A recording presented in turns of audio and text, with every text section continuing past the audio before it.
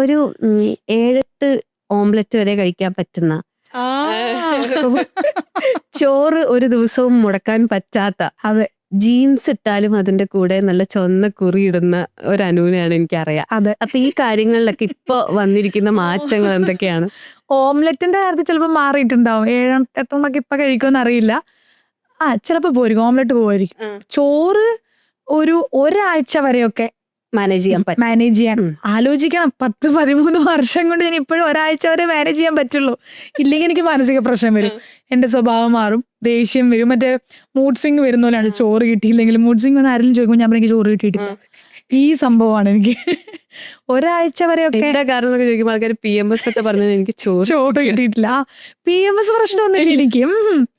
ചോറ് വേണം, മസ്റ്റാണ്. ഞാൻ US ഒരു ഷോയ്ക്ക് പോയപ്പോഴും അവിടെ ഇങ്ങനെ ഒരാഴ്ചയൊക്കെ കഴിഞ്ഞിട്ടും ചോറ് ഇല്ല. അവിടെ ഈ വീടുകളിലൊക്കെ നമ്മളെ കൊണ്ടുപോയാലും അവര് ഫ്രൈഡ് റൈസാ തരാ, എനിക്കതുപോലല്ലോ, ഇവിടുത്തെ വേണം. അപ്പൊ ഞാനൊരു സ്പോൺസറിന്റെ ഒരു വീട്ടിൽ ചോദിച്ചു, എനിക്ക് അടുത്ത ദിവസം കുറച്ച് ചോറ്. അപ്പൊ അവര് വെച്ച് കറി എന്താ വേണ്ടി, ചിലപ്പോൾ കറി എന്തോ ആയിക്കോട്ടെ, ചോറും ചമ്മന്തിയും തന്നാ മതി എന്ന് പറഞ്ഞിട്ട് പിറ്റേന്ന് അവര് കൊണ്ടു തന്നു എനിക്ക്. അതെന്തോ മാറ്റാൻ പറ്റുന്നില്ല. ഇപ്പോഴും ആൾക്കാർ ചോദിക്കും എന്നോട്, എന്താ വണ്ണം വെക്കാത്ത, ചോറ് കഴിക്കാറില്ലല്ലേ എന്ന് പറയുമ്പോൾ ഞാൻ പറയും 3 നേരം. അമ്മ വാരി തരും. ഇപ്പൊ രാവിലെ അങ്ങനെ കഴിക്കലില്ല, ചിലപ്പോ രാത്രിയും കഴിക്കാറില്ല. അത് ഇഷ്ടമല്ലാഞ്ഞിട്ടൊന്നുമല്ല, രാത്രി അത്രയും ഹെവി ആയിട്ട് എടുത്ത് കഴിച്ചിട്ട് ഈ 8 മണിക്ക് കഴിച്ചു 2 മണിക്കൂർ നമ്മൾ കഴിഞ്ഞ് ഉറങ്ങാൻ പാടുള്ളൂ, നടക്കില്ല. കമൂഞ്ചേരി വീട്ടിൽ 10-10 കിടക്കുമെങ്കിൽ 10 മണിക്ക് ഞങ്ങൾ കഴിക്കും. അച്ഛൻ 12 മണിക്ക് കഴിക്കും. ഈ 8 മണിക്ക് കഴിക്കലൊന്നും നടപടിയാവില്ല. പിന്നെ ചില ആൾക്കാര് ഉച്ചയ്ക്ക് മാത്രമേ ചോറ് വെക്കുള്ളൂ, ഡിന്നറിന് വേറെ കുക്ക് ചെയ്യും. ഒരുമില്ല, 11 മണിയാകുമ്പോൾ ഞങ്ങളുടെ വീട്ടിലൊരു ഫുഡ് സെറ്റ് ആവും. അത് തന്നെ ഉച്ചയ്ക്കും രാത്രി ഞാൻ സിനിമാ നടിയാണെന്ന് പറഞ്ഞാൽ അമ്മോറെ വെച്ച് കഴിച്ചോളാം.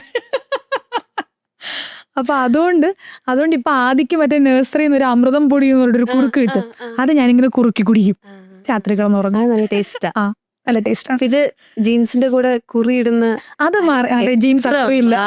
പക്ഷെ ഇന്ന് ഞാൻ പിങ്കിനോട് ചോദിച്ചത് ഇട്ടപ്പാ, ഞാനൊരു ചുമന്ന കുറി ഇടണോ എന്ന് ഞാൻ ചോദിച്ചു. ഞാൻ 2 ദിവസം മുമ്പ് മൂകാംബികന്ന് വന്നേ ഉള്ളൂ. അപ്പൊ ഒരാഴ്ചയായിട്ട് ഇങ്ങനെ അമ്പലത്തിന്റെ ഇതായതുകൊണ്ട് ഇങ്ങനെ ഇറങ്ങിയിട്ടില്ല ഞാൻ ഒരു ചുമന്ന കുറി ഇവിടെ ഇങ്ങനെ ഇടട്ടെ. അപ്പൊ പിങ്കി വേണ്ട വെച്ചേന്ന് പറഞ്ഞ അവളുടെ വാക്കിമേൽ ഇറങ്ങി വന്നതാണ് ഞാൻ, ഇല്ലെങ്കിൽ ഉണ്ടായാനേ.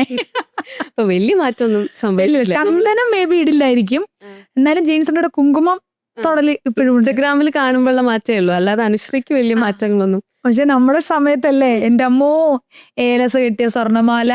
അന്ന് വിജിതേട്ടനാണോ വേറൊരു ക്യാമറ വേറെ ആൾക്കാർ എന്നെയും കൊണ്ട് എന്തോ ഒരു ബൈറ്റ് എടുക്കാൻ നേരം എന്റെ അടുത്ത് മാല ഊരാൻ പറഞ്ഞിട്ടേ എന്നെ കൊല്ലുന്നതിന് തുല്യ. അത് എന്ത് ഏലസ് മാറ്റാൻ പറയും, എന്തായി പറയണേന്നുള്ള അവസ്ഥയായിരുന്നു. ഏലസ് ഊരിട്ട് എനിക്ക് എന്തൊരു സങ്കടമായിരുന്നെന്ന് അറിയോ. ഞങ്ങളുടെ ഇതില് ഏലസ് നമ്മൾ അങ്ങനെ ഊരില്ല. പിന്നെ ഏലസ് ഊരിക്കഴിഞ്ഞാ പിന്നെ ചുമ്മാ ഏതെങ്കിലും സമയത്ത് അതെടുത്ത് കെട്ടാൻ പാടില്ല. അപ്പൊ ഞാൻ എന്റെ ഈശ്വര, ഇനി ഏലസ് ഊരിയിട്ട് ഇനി വീട്ടിലെങ്ങനെ ഞാൻ ഏലസ് ഊരി എന്ന് പറഞ്ഞ് നീ സിനിമയിൽ അഭിനയിക്കേണ്ട തിരിച്ചു വരാൻ പറയും.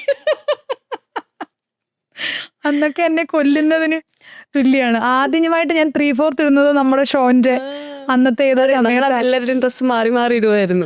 ഞാൻ അവിടെ വരുന്നത് മറ്റേ ചുരിദാറും കൊണ്ടാണല്ലോ, ഞാൻ വരുമ്പോ എല്ലാരും വൻ സെറ്റപ്പ്. എന്നിട്ട് സ്വാസികേന്റെ അമ്മയൊക്കെ പുറത്ത് ഷോപ്പിങ്ങിന് പോയപ്പം ഞാൻ എന്റെ സൈസ് എന്തോ പറഞ്ഞു കൊടുത്തിട്ട് ജീൻസും ഇത് എടുത്തിട്ട് വരുമോന്ന് ചോദിച്ചു. ഗിരിജാൻറ്റി പക്ഷെ എന്നാലും ജീൻസും ടോപ്പ് ക്രോപ്പ് ടോപ്പ് ഏലസ് വിട്ടിട്ടില്ല.